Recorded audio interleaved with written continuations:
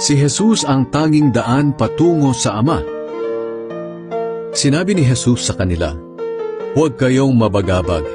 Magtiwala kayo sa Diyos at magtiwala rin kayo sa akin. Sa tahanan ng aking Ama ay maraming silid.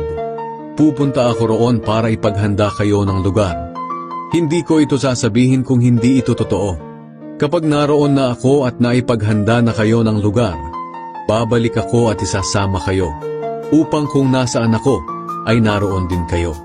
At alam nyo na ang daan papunta sa pupuntahan ko." Sinabi ni Tomas sa kanya, "Panginoon, hindi po namin alam kung saan kayo pupunta. Paano po namin malalaman ang daan?" Sumagot si Jesus, "Ako ang daan, ang katotohanan, at ang buhay. Walang makakarating sa Ama kung hindi sa pamamagitan ko. Kung kilalan nyo ako, kilalan nyo na rin ang aking Ama. At ngayon nga ay nakilala at nakita nyo na siya." Sinabi ni Felipe sa kanya, "Panginoon, ipakita niyo po sa amin ang Ama, at sapat na iyon sa amin." Sumagot si Jesus, "Felipe, ang tagal na nating magkasama. Hindi mo pa rin ba ako kilala?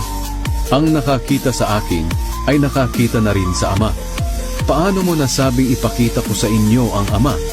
Hindi ka ba naniniwala na ako ay nasa Ama at ang Ama ay nasa akin? Ang mga salitang sinasabi ko sa inyo ay hindi nanggaling sa akin, kundi sa Amang nasa akin. Siya ang gumagawa ng mga bagay na ginagawa ko.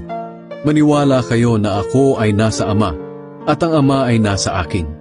Kung ayaw ninyong maniwala sa sinasabi kong ito, maniwala man lang kayo dahil sa mga ginawa ko. Sinasabi ko sa inyo ang totoo. Ang sumasampalataya sa akin ay makakagawa rin ng mga ginagawa ko. At higit pa rito ang magagawa niya, dahil pupunta na ako sa Ama. At anuman ang hilingin nyo sa aking pangalan ay gagawin ko, upang maparangalan ng Ama sa pamamagitan ko na kanyang anak.